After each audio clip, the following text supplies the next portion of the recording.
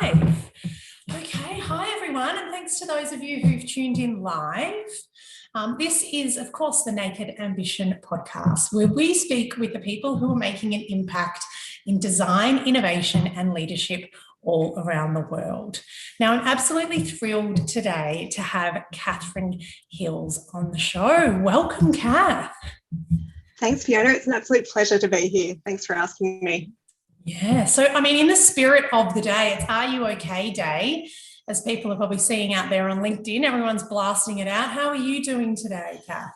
Doing okay, Fee. I think that, Melbourne's going through a few situations that many people in the world have been experiencing with our lockdowns and homeschooling. So definitely traversing that challenge and actually having a pretty okay time. Enjoying reading, spending a lot of time travelling through music, geographic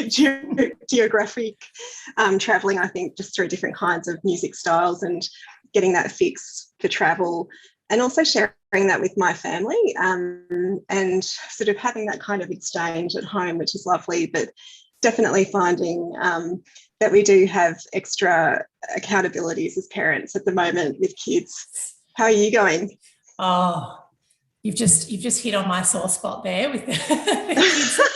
I'm just like, I was having a comment from like, when are they going back to school? I think like so many parents there, I think we're staying strong, and the team are all doing an amazing job, and trying from our perspective, just trying to put some good content out there and some things to sort of inspire people and cheer them up. But on a personal, I really want the kids to go back to school and daycare. I think that'll just be make a massive difference for everyone. So hopefully, hopefully that's on the cards for us. Exactly. Yeah, I was speaking to a lady yesterday about a holiday booking, and we were making it, very sort of tentative, but still getting that commitment that we would both talk about the holiday, and also, recognising her business needs as a small business owner who needs to sustain her business in regional Victoria.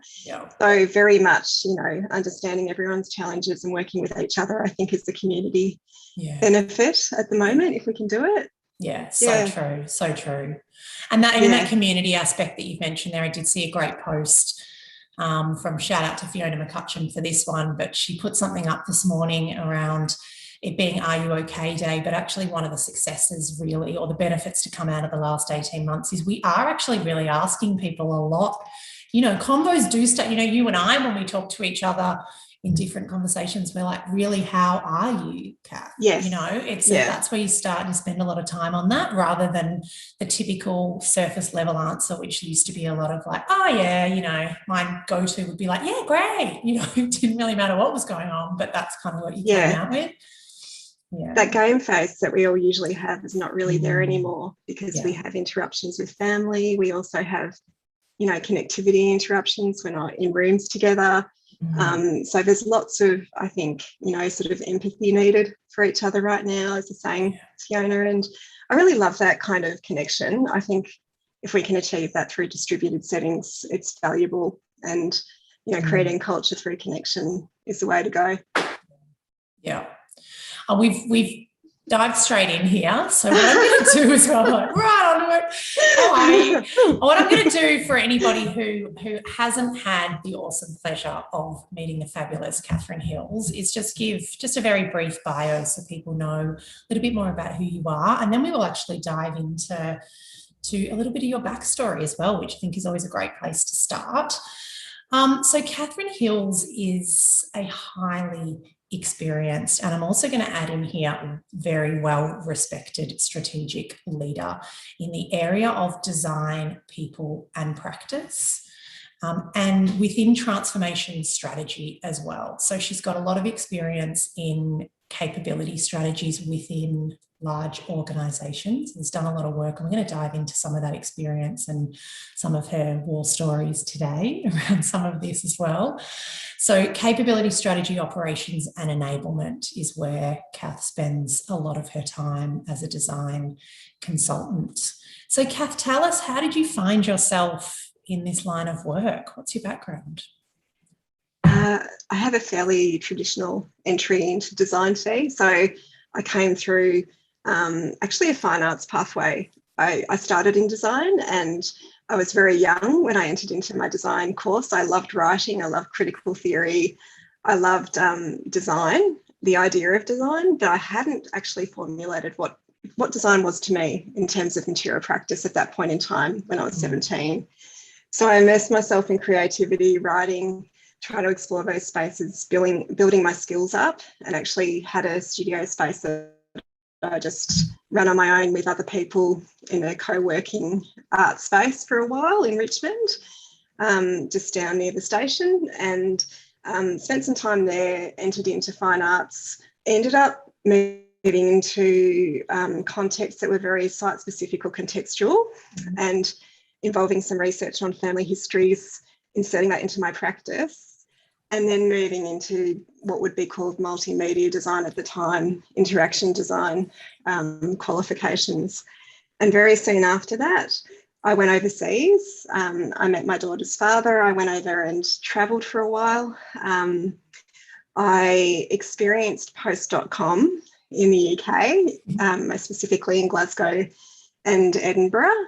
And I did have a connection to that area because of my family, and drove my family in the printing industry, and then my early in the 20th century. So it was really wonderful to reconnect culturally and also understand myself as an Australian from afar, like reflecting on our sort of nationhood and our identity as an Australian as well, because at that time the internet was still, building, and we still felt like we were the arse end of the world in Australia, less connected than we are now, less of a global community in that sense, with very much real-time interactions like we're having today. And so that exploration, I think, was huge for a lot of people who came in Australia who sought education and experiences overseas. So that was my voyage, and I moved into web design, web development, graphic design, traditional information architecture projects. The Disability Discrimination Act was hitting the UK and Europe at the time, so we were interacting with those requirements. Did some great digital campaigns, and from that period, certainly the exploration was very strong for me in the digital design space. And what I noticed about all of the interactions I was having when I was working in consulting teams was that client engagement was really huge.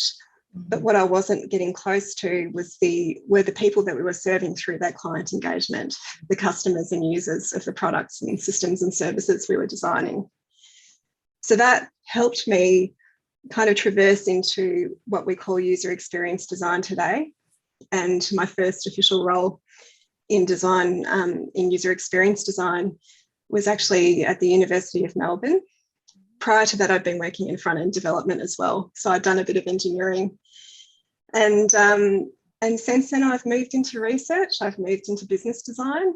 I've been working across team leadership roles, and really just stimulated by the factors of enablement, building capability, systems thinking, looking at employee engagement as well as the customer experience in most recent years.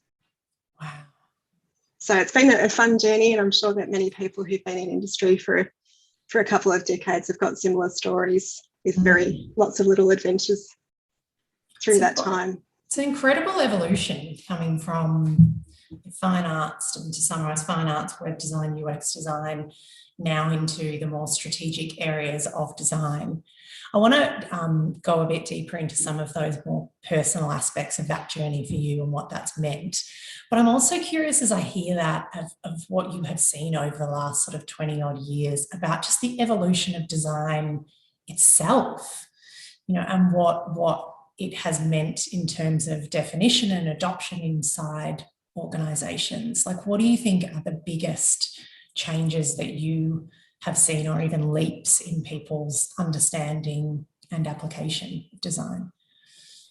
I think we were touching on this a little bit in our last conversation, Fee, and I think that it's such an interesting time right now for everyone. For design, it's beyond design, beyond the traditional design verticals that we were interacting in before, applying system interaction skill sets in human-centred design and innovation practices into problems that weren't previously territories for designers. Yeah. And these territories are fascinating. Some have massive social impact, some have business impact, some have smaller incremental impacts depending on the scale of the problems that you're solving and the wicked problems that you're addressing in businesses.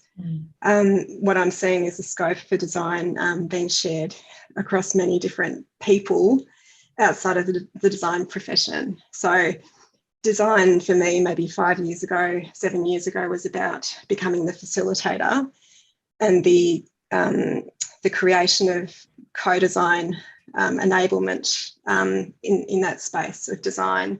I was seeing that transition in my practice, and as I was learning more about human-centred design techniques and participatory design and testing and learning and experimenting with different methodologies, I could see that there were a lot of opportunities for application, both in my personal life, creating retros with my family, right through to journey mapping my own career.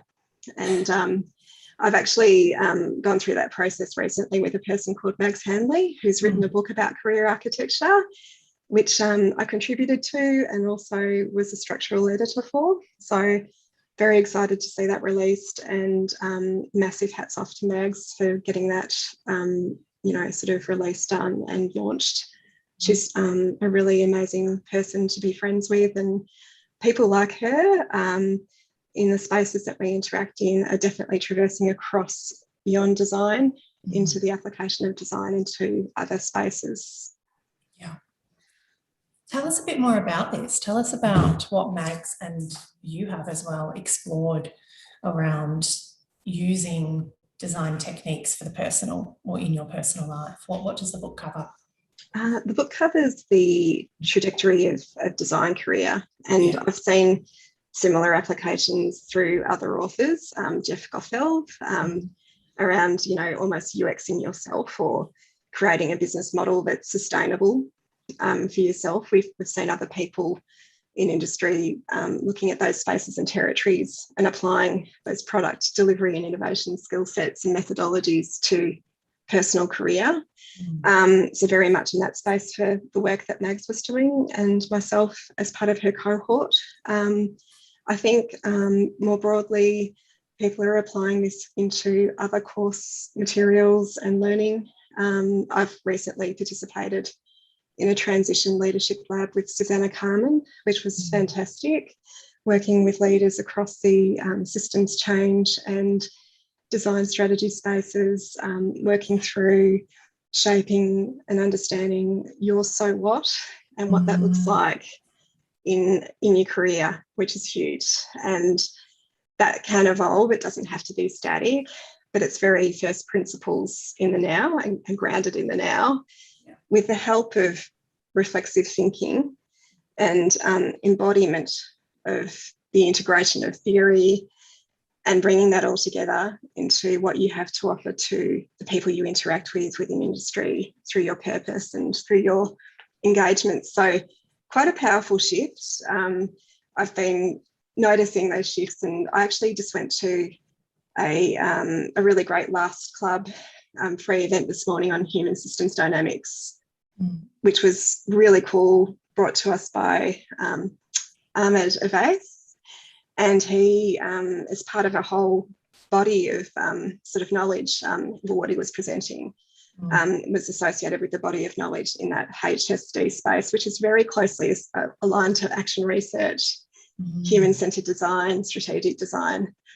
So all of those spaces and complex adaptive systems, which is something that I've been thinking about for a while, these interact in such a powerful way. And I think that we've got this kind of convergence happening at the moment with the way we interact with those spaces and how we potentially can create transdisciplinary language around how we use this knowledge.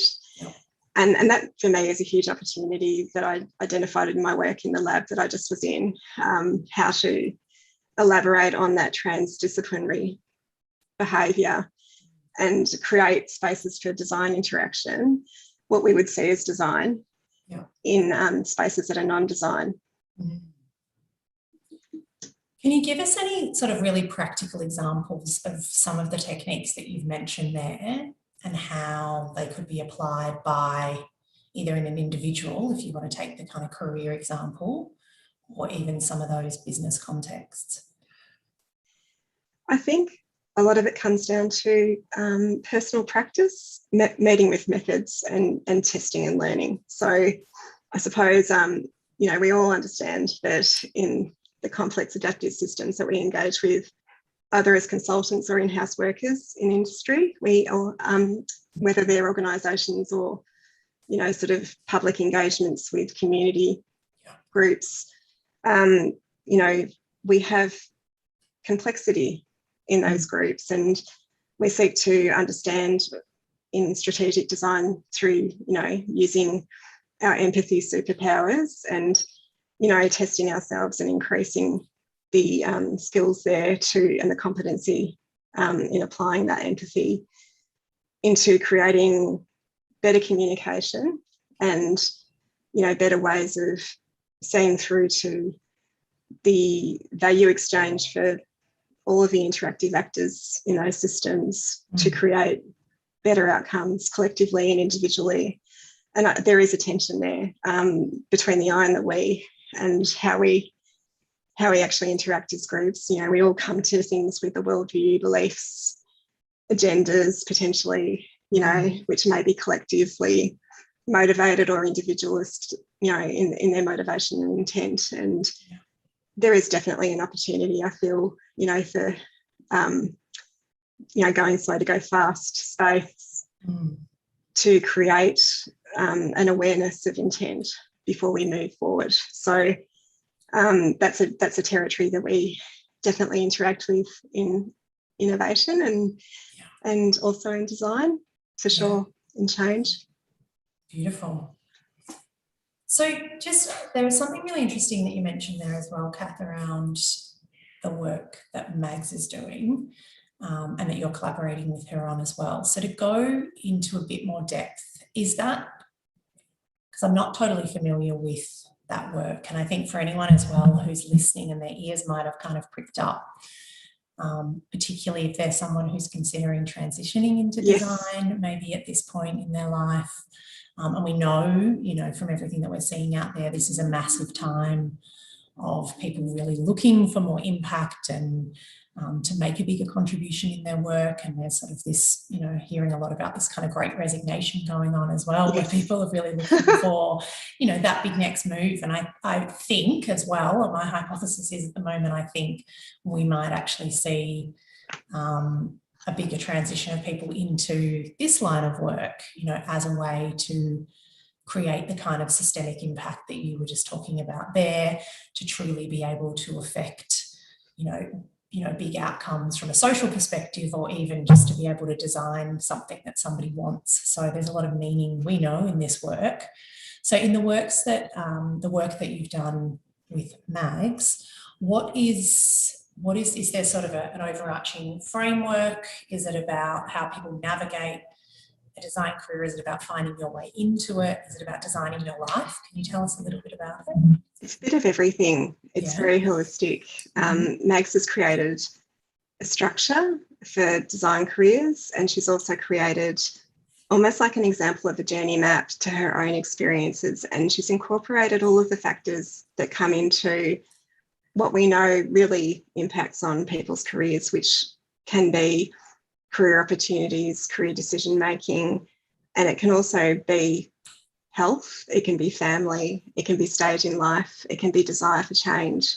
So she's built this all of this into her wonderful book, Career Architecture, and she just launched a few days ago actually, and it's so exciting to see because Peter Merholtz, who wrote Org Design for Design Orgs, he's written the introduction, and Mags and I were discussing that and the endorsement of the work, but also the adjacent value of the work that she's created, because the work that she's covered or the topics that she's covered are not covered in Peter and I think it's Kirsten Skinner's publication. So Kristen. So I believe, there's a lot of complementary content there that will be really useful for people at any level of entry into the career profession of design. And also a lot of knowledge to be shared there around how to accelerate into those spaces and to make choices that are right for you.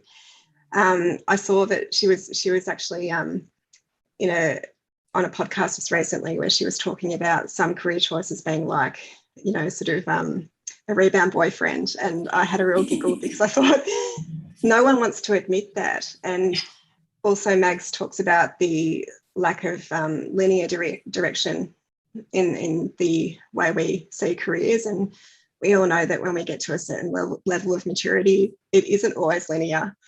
So having that acknowledged in the book and making it safe for people to make change that makes sense to them is really wonderful. Yeah. Fascinating. I can actually see so many crossovers with work that people are doing in this area, in this space as well. I think, through design and through even the future of work and what we expect future careers to be, the changes in traditional careers and the 9-to-5 jobs. So, yeah, there's a lot. 100%. Sounds really interesting. Yeah. I'd love to explore a little bit about, within your career as well, Kath, you've had a number of leadership roles. And from a personal perspective, I've heard about your leadership style, and it tends to get glowing reviews from everything that I have heard as well. Thank you. So, and I think it's not that it's, leadership is harder in design. That's not a thing at all. But I'm just curious about, what is your leadership philosophy? What is your leadership philosophy or style of leadership? And how do you shape the people that are working with you? Very much part of my journey recently is to be able to articulate what that is, and that's beyond just the typical dialogue around servant leadership, empathy-led leadership. And I suppose there is an interaction, I think, in any leadership style with power and also with love for me. And that sounds very 70s or maybe even 60s flower power. That's not what I mean. But it is interacting with those spaces of servant leadership and also empathy and compassion. My core values are all around compassion, creativity, kindness, curiosity. I care about building capabilities, and I care about enablement, and also that sort of sense of embedding learning and doing is just a very sort of intrinsic way of working in agile cultures, humanist cultures, when we applied that humanism to technology and other practice areas, or, it could be non-technology as well. How do we become humanists in the way we work together, and how do we recognise each other and see each other for who we are, but also bring to the table a collective view of where we want to get to. And that's very much, for me, it's about the strategy of engagement, the strategy of support for design, the strategy of building confidence for designers. For me, I didn't have a lot of exposure to great design leaders. I just read books. I was often the design team of one. I gradually built my knowledge that way, and I learnt from leaders who are not designers. So for me, it was very much around how do I learn about how to be a great leader? Where do I see that great leadership? And for me, great leaders are transparent. They guide, they can direct, but they can also listen. And that listening culture is so popular in terms of what we hear about today in HBR and Forbes and everywhere else. But I think there's still a tension there. People are struggling with that transition to some degree in some places, and people who naturally attune to different styles may not see it as a style for them. So I definitely find that my style is appreciated by many designers, and I know that when I've had the agency to direct, I've actually really enjoyed that too, because, the enablement of having a say in an organisation around strategy, or having a say around business model in that strategy, or the employee experience, is always, naturally important to any functional representation within these organisations or through the consulting that you're doing. Yeah. So often there's that kind of building of capability built into my style. Mm. And being a bridge in some respects, like how do you see yourself in that sort of role, of having the back of the design team, and supporting them, being the voice for the design team at the same time as serving the needs of the business? And I presume as well, sometimes, and we've talked about this, offline, there's that role of almost being the translator Yes. between the two sometimes as the leader. How do you balance that tension, and any examples you can give us of where you've had to do that maybe and it's been pretty challenging? Well, as leaders, that we're not always expected to give the good news. And I think, in design teams and design practices, it's often important to feel popular for many people. So there is a distancing and transition to leadership that has to happen for any design leader, to be able to understand the business and to create healthy boundaries between, sort of the culture that you want to bring and see and, see emerge from your team, based on the team's needs and the cultural needs of the organisation, but also that kind of friction between managing expectations generationally based on experience in industry and their own beliefs and mental models around how they're effective in design, and the tension between that and their business goals. Yeah. So very much having to, I think, use standard frameworks to articulate business value, customer value, feasibility, having those sort of lenses on conversations to help train that thinking and embed that thinking into the teams is important. I think that that's become more common knowledge than it was a while ago. And so people are adjusting. And I guess on the other side is the perceived evangelism of the design leader, and how the design leader should be out there, sort of, all bells and whistles, talking about design, saying, hey, design deserves a seat at the table. You need me here. This is why I'm here. Let me tell you.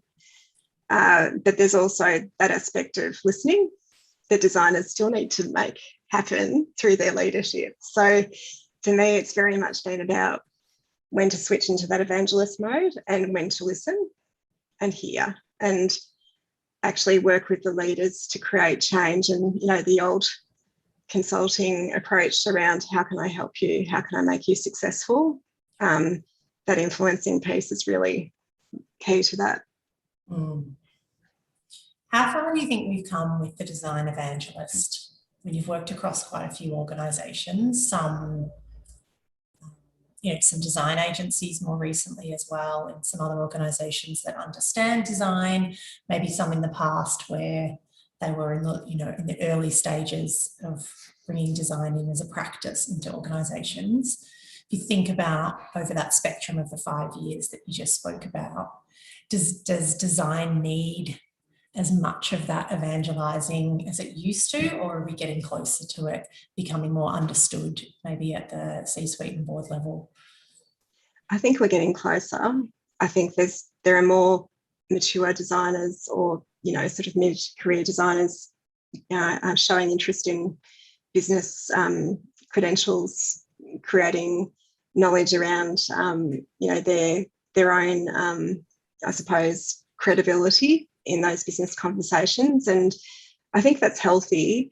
I do think that there's a flip side to that where designers are asked to speak business language, but perhaps the business isn't asked to speak design language. So there is that counteraction there around what I see as what is a fair playing field for us all. And so I do see a tension there. I see a lot of seats at the table, but there's a lot of conjecture around success, high levels of criticism of design functions, high levels of criticism of individuals in design, and stereotyping of people in the spaces that we work in. And I find that really interesting. There is a personality diversity in every single field, and we have people who are deep experts, people who might be less self-reflective than others, people who are more self-reflective, people who listen well, people who don't. And, you know, I find that design's often up for, you know, sort of that kind of stereotyped sort of response, just like any other function, most likely. So I think it is a challenge in terms of business maturity and creating those relationships that designers see past, you know, their own agendas into the agenda of the collective. And I've spoken about this often with people like Dan Zook and Joe Wong in the Make Meaningful work that they're doing and research that they're doing. I participated in a dinner and organised something for them in Melbourne a few years ago, and I think that the work that they're doing is really interesting, interacts really strongly with the action research spaces that I've been in recently, and also the agile communities that I'm part of, systems thinking, strategy communities. We're all thinking about similar things because, you know, we're receiving resistance to change, and you know, we're also trying to move with the people that we're working with. So it requires awareness. And one thing for me that I've discovered is really just understanding how to manage yourself through those conversations. In the 5 years that I've been a leader, sometimes I may not be bringing the kind of leadership that the business is ready for. And I've learned to slow down. And I think earlier in my human-centered design phase of my journey, which is still current, you know, in the last 10 years, I thought, and I think a lot of designers in the human-centered design space, particularly in technology, thought you had to go in and really go for it. And what I'm saying is, you know, just like anything, you pick your battles and work out where the value is and what you need to fight for, and less of fighting the good fight and fighting the fight for everyone, you know, and that's kind of where I think we could improve. So as a leader, I work on myself in that space, and I think, well, how can I be a better listener? How can I improve? And also, where do I need to trust myself? You know, because I have experience and I know what I'm talking about. Yeah. But also, where do I want to accept that I don't know enough, and how can I have people help me there? Yeah. What do you mean by that, where you've been in places where they weren't ready for your style of leadership? What's happened? Well, I guess one organisation, very conservative, it was actually a mixture of factors. So brought in, having worked with them as a consultant previously, so very, very much a fast-tracked entry, finding out that someone who had very strong connections into the LT wasn't happy with me changing things. You know, my style of leadership is very empathetic, compassionate, but also about helping.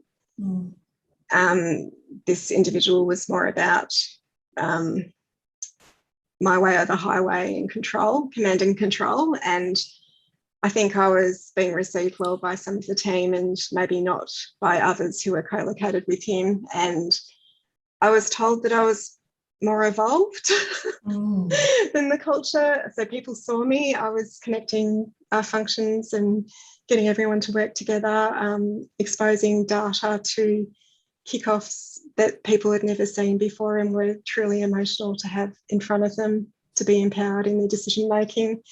And I think that it just was really difficult for a couple of people who had been with the organisation for a long time and like to have more control and less disclosure with their teams. So probably that style didn't work for those individuals. However, I know that it did work for many other people. So I think it was a mutually sort of agreeable exit for that one. And I was very, you know, sad that it didn't work out, but I was also okay with it. So I think that sometimes you just need to accept that no matter how much you like to, you seek to actually understand the culture in an organisation and how they understand you and the recruitment and hiring process that you do, even no matter how much you interview the potential employer, it may not be the right one for you. So, yeah.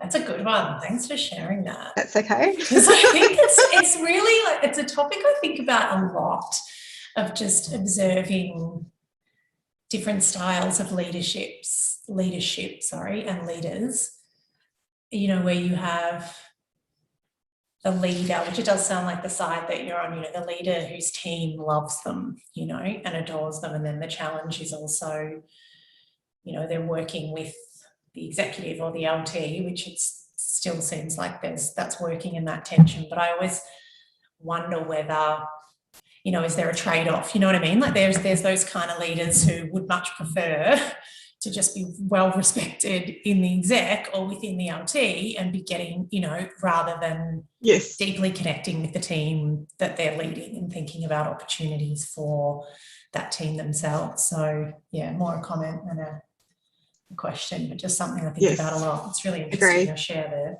It's a very interesting tension between job satisfaction, cohesion, employee engagement, you know, and getting that right. And I think it's an exploration. I think it's also a long game. It's not a short game. It's something that you can maybe create conditions for very quickly. But there has to be a readiness and receptivity in the organisation and the teams that you're leading to create that space for that change. And I definitely don't think you should go in and judge an organisation, you know, within 5 minutes. I'm pretty good at picking up on patterns and creating ideas around where I might think things are heading. But what I definitely don't think is good is to go in and you know, sort of create assumptions, just like you wouldn't create assumptions and deliver on those assumptions without understanding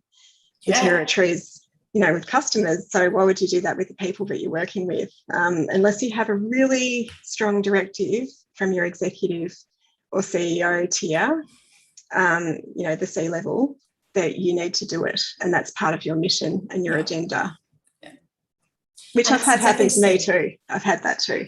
So, yeah. But I love that. Like that's like a design-led approach to leadership that we're talking about here. To get a little bit meta. But, you know, it's like it's going in and it's observing, you know, what is going to be required, like what kind of leadership or what even, you know, what sort of strategic moves are going to be required early on in order to make this work. You know, is this a team that needs repairing?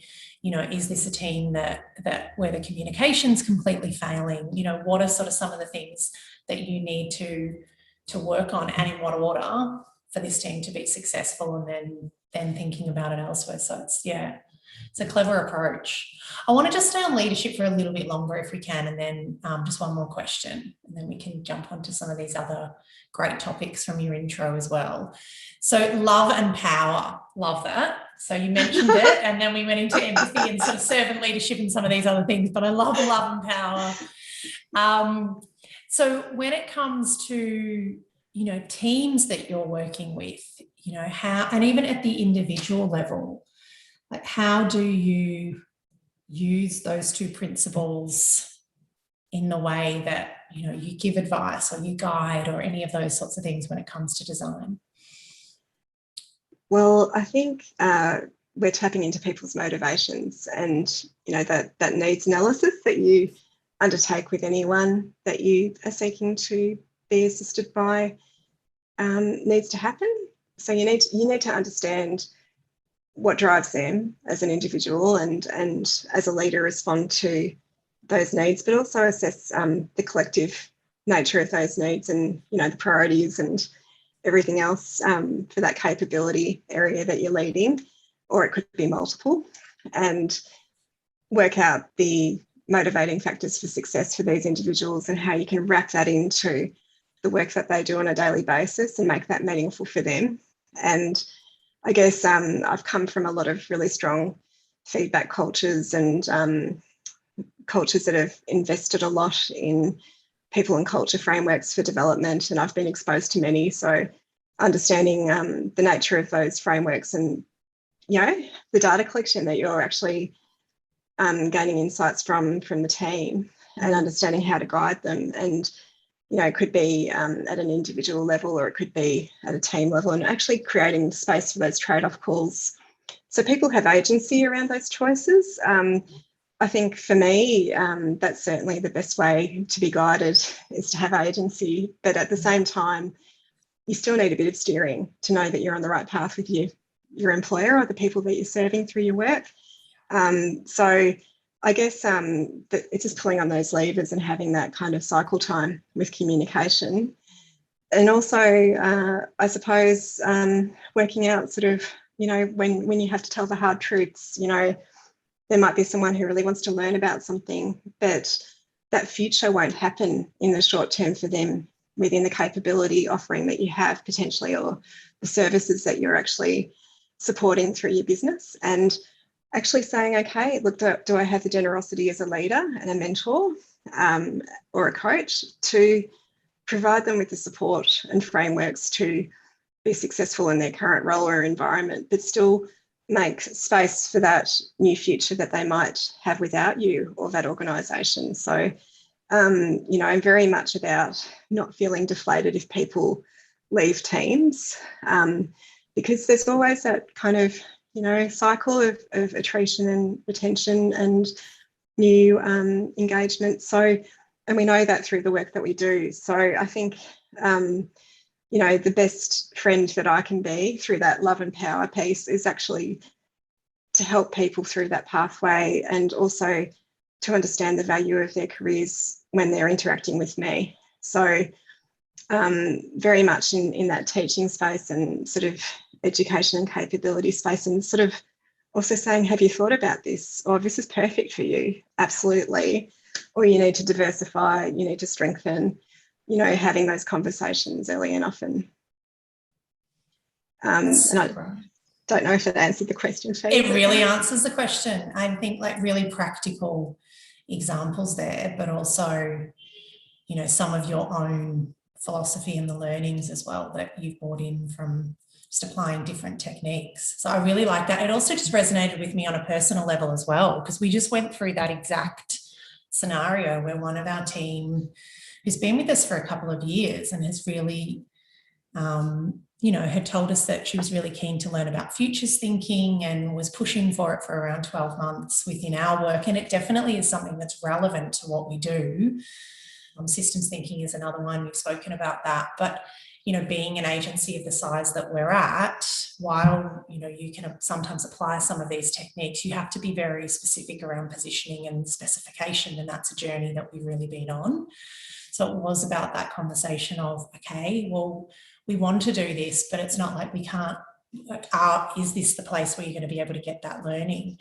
And we were able to come to a great, by kind of letting go, which I love, you've sort of said that. And it wasn't easy, like I have to admit, like from a personal perspective, I was a bit like, we're going to lose this person and, what does this mean? But like through conversations and some of her own work going out and finding out where she could learn this, she's now doing a day with another cooperative organisation, and then the rest of her days with us. So is bringing some of that futures experience back into the organisation and kind of gets to scratch that itch. But, we sort of see the benefit of it on this side, and, vice versa. I'm sure they're receiving some of that. So it's about having that attitude of, you don't own people. No. And if you do try to own them, that's where it's really going to backfire. And, it is, I was joking about it with a friend, when sometimes like when someone in your team tells you they're going to leave, it's like your husband telling you he wants to just go off and sleep with somebody else for a little bit and come back. Yes, it's like there's a little it's part like a breakup. Is there not a, whatever, can we not give you everything? But I think it's a level of maturity as a leader that you have to come to, especially, and I do actually think it is particularly within this industry, because, you, and as a small size, you can't be everything and you can't have all of those disciplines in one place. So if you do want people that are well-rounded and are not just putting things on their LinkedIn profile saying that this is something that they do, but truly going and getting the experience, you have to be prepared to maybe let them go and get that. Yeah, and it's an act of love to go, hey, you know, if you love them, like, let them go, because that is their path. And I think all of the leaders who I've had who, as managers or leaders, who've supported me, who've given me that sort of go with grace and support, you know, I've always remembered them and thought, thank you for supporting me. But also it's that kind of right sizing, the, you know, like a product market fit, the right sizing of the person to the role and their journey. And I know that for me, there was a lot of right sizing thinking around my career decisions, was around thinking, you know, is this what I need to learn right now? Is this actually where design is heading? You know, am I in the right space? I feel more curious about this right now, and I don't think I can learn it here, or people don't see design that way in this organisation. So how can I actually learn, and how can I do this? You know, because as we know, it's just expanding. Like the you know, it's beyond design, how we were talking about that the other day, and, you know, just that sort of land beyond design. What does that look like for designers?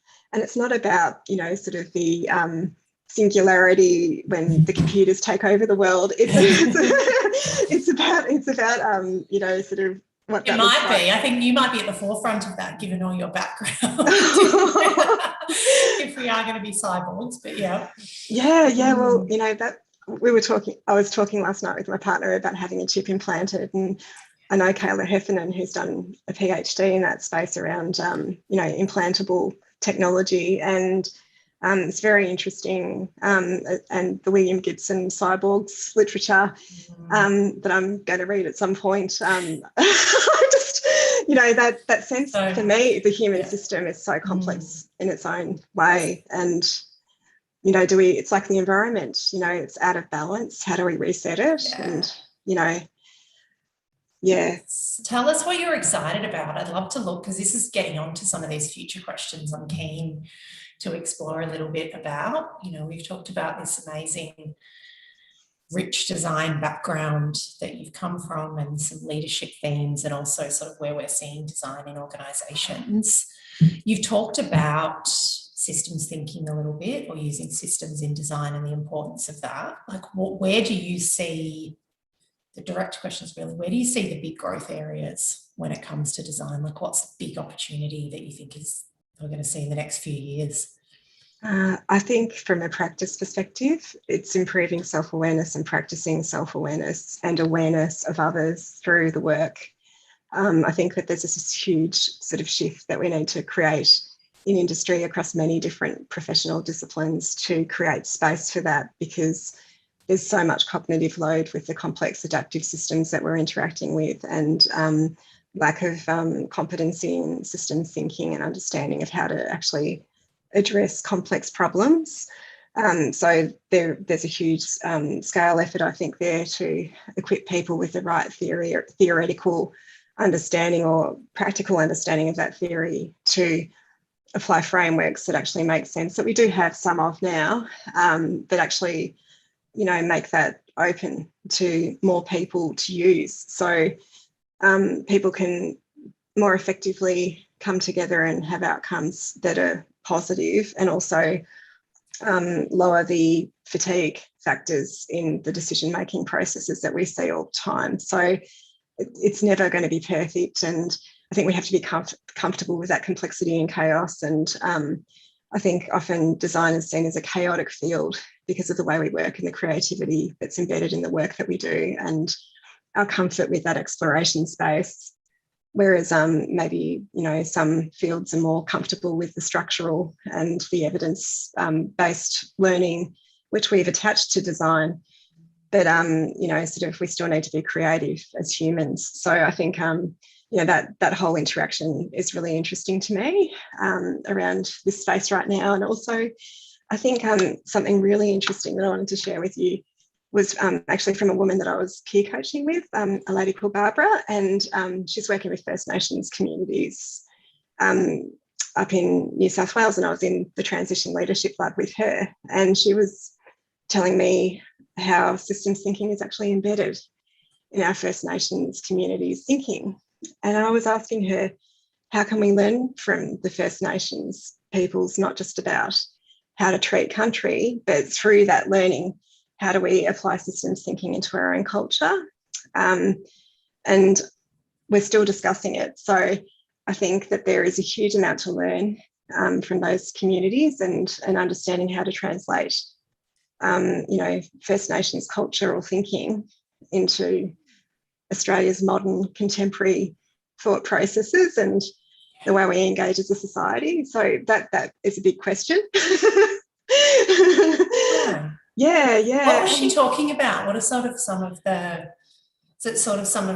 cultural aspects of Indigenous communities traditionally, or things that are happening now, or what's the? I think, just look, we've only just touched the surface, and I've just read a book about First Nations design, which was really interesting as well, around architecture.